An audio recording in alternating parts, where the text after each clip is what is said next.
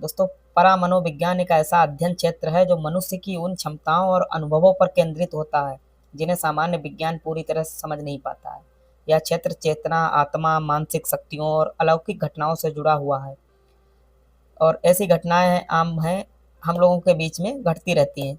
प्राचीन समय में मिस्र, भारत, चीन और ग्रीस जैसी सभ्यताओं में आत्मा, पुनर्जन्म, ध्यान और रहस्यमय शक्तियों पर बहुत ही गहरा विश्वास था। भारत के ऋषियों ने अष्टसिद्धियों का वर्णन किया है, जो टेलीपैथी और मानसिक शक्तियों से मिलती-जुलती हैं।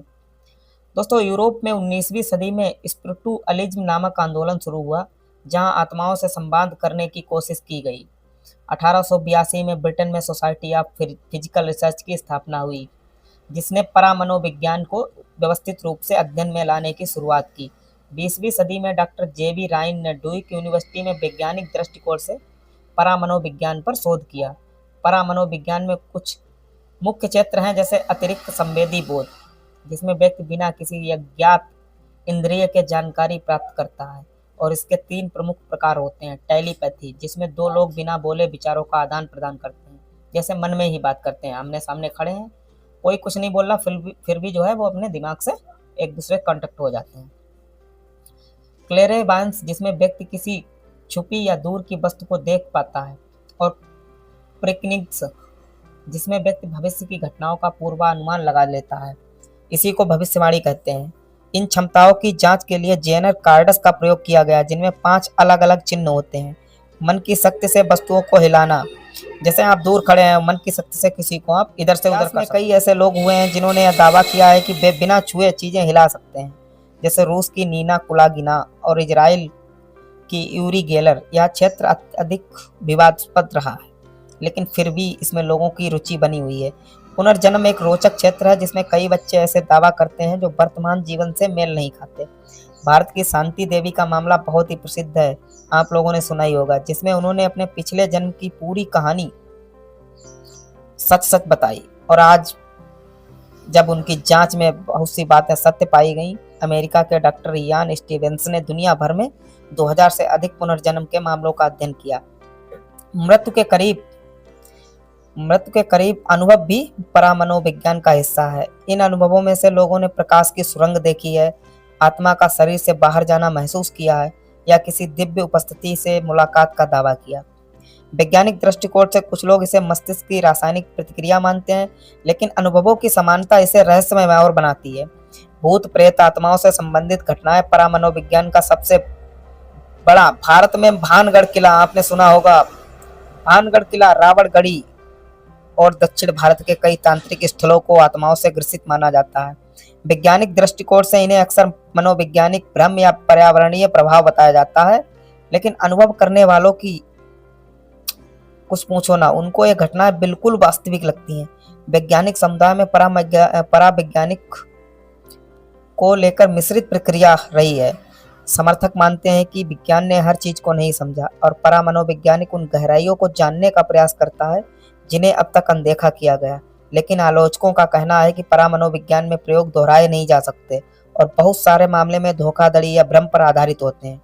दुनिया भर में कई संस्थान हैं जो परामनोविज्ञान का अध्ययन करते हैं, जैसे Rhine research center USA, society for physical research UK और university of Edinburgh Koestler unit. ये संस्थान मानसिक शक्तियों, आत्मा और चेतना से जुड़ी घटनाओं का वैज्ञानिक विश्लेषण करने का प्रयास करते हैं।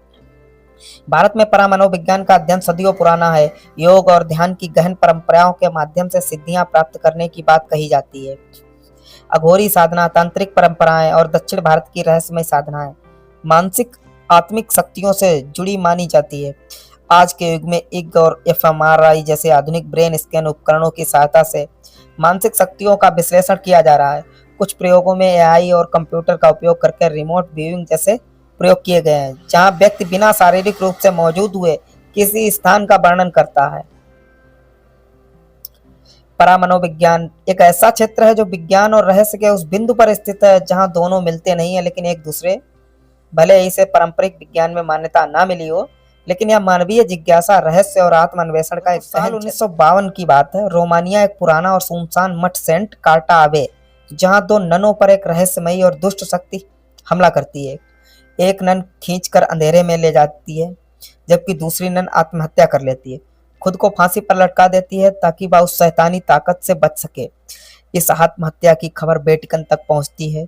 चूंकि ननों द्वारा आत्महत्या एक गंभीर धार्मिक अपराध मानी जाती है, चर्च तुरंत इसकी जांच के लिए एक टीम भेजता है। वेटिकन की ओर से भेजे जाते हैं फादर बर्क, एक अनुभवी पादरी जो पहले भी कई बार भूत प्रेत और शैतानी ताकतों से सामना कर चुके हैं। उनके साथ जाती हैं सिस्टर आयरीन, एक युवा नन जिसे बचपन से ही रहस्यमय दृष्टियां आती हैं। इन दोनों के साथ एक गांव का एक व्यक्ति भी जुड़ता है, फ्रेंची, जिसका असली नाम मॉरिस है, जो उसे आत्महत्या करने वाली नन की लाश को सबसे पहले खोजता है। तीनों जब मठ में पहुंचते हैं तो उन्हें वहां की ननों का व्यवहार बेहद अजीब लगने लगता है। वहां की ननें अजनबियों से बात करने से कतराती हैं और बताती हैं कि हर समय दिन रात प्रार्थना करना जरूरी है ताकि किसी दुष्ट शक्ति को रोका जा सके। मठ का माहौल बहुत ही रहस्यमय और डरावना होता है। जैसे जैसे रात ढलती है, बैलाक नाम की एक दानवी नन की झलक दिखने लगती है, शैतान जो नन का रूप लेकर मठ की पवित्रता का अपमान करती है। दोस्तों, मेरे रोए खड़े हो रहे हैं भाई। जांच के दौरान पता चलता है कि सैकड़ों साल पहले इस मठ को एक ड्यूक ने बनवाया था, जो काले जादू और राक्षसी अनुष्ठानों में लिप्त था। उसने नरक का द्वार खोलने की कोशिश की और एक शैतान को बुलाया। चर्च के पादरियों और योद्धाओं ने युद्ध करके उस दरवाजे को बंद किया और ईसा मसीह के खून की मदद से उसे सील कर दिया। लेकिन द्वितीय विश्व युद्ध के दौरान एक बमबारी में सील टूट गई और बैलाक फिर से इस दुनिया में वापस आ गया। रात के समय हर एक पात्र को शैतानी ताकतें अलग अलग तरह से सताने लगती हैं। फादर बर्क को एक मरे हुए बच्चे का भूत परेशान करता है, जिससे उनका पुराना अपराध बोध जुड़ा होता है। सिस्टर आयरीन मृत ननों की आत्माएं दिखने लगती हैं, जो उसे बताती हैं कि सच्ची प्रार्थना ही एकमात्र बचाव है। धीरे धीरे सच सामने आता है। जिन ननों से वो बात कर रहे थे वे पहले ही मर चुकी थी। वे आत्माएं थीं जो बैलाक को रोकने के लिए अब तक प्रार्थना कर रही थीं। तीनों को मठ की गहराई में एक छोटा सा कलश मिलता है, जिसमें मसीह का खून सुरक्षित है। यही खून व पवित्र शक्ति है जिसे बैलाक को हराया जा सकता है। दोस्तों, अंतिम टकराव में बैलाक सिस्टर आयरीन को डुबो देता है, लेकिन वह अंत में ईसा के खून को अपने मुंह में भरकर बैलाक के चेहरे पर थूक देती है। बैलाक कमजोर हो जाता है और उसे वापस नरक के दरवाजे में बंद कर दिया जाता है। सब कुछ शांत लगने लगता है और तीनों वापस लौटते हैं, लेकिन अंत में चौंकाने वाला सच सामने आता है। फ्रेंची के शरीर पर उल्टा क्रॉस जल चुका है, यानी कि बैलाक ने उसे अपने बस में कर लिया। फ्रेंची का असली नाम मॉरिस थ्रियाल्ट है और यह वही व्यक्ति है जिसने द कंजूरिंग में वारेन दंपति के द्वारा एक खतरनाक एक्साइज्मिक में दिखाया गया था कि यही वह क्षण था जब लॉरेन वॉरेन को पहली बार बैलाक की झलक मिलती है। भय, स्त्री शक्ति और शैतानी रूपों के बीच संघर्ष की गहराई से दिखाया गया। बैलाक एक ऐसा शैतान है जो विश्वास को तोड़ने और भय को फैलाने के लिए पवित्रता का उपहास करता है। दोस्तों, ये जानकारी बहुत ही डरावनी है, तो मेरे रोंगटे खड़े हो गए।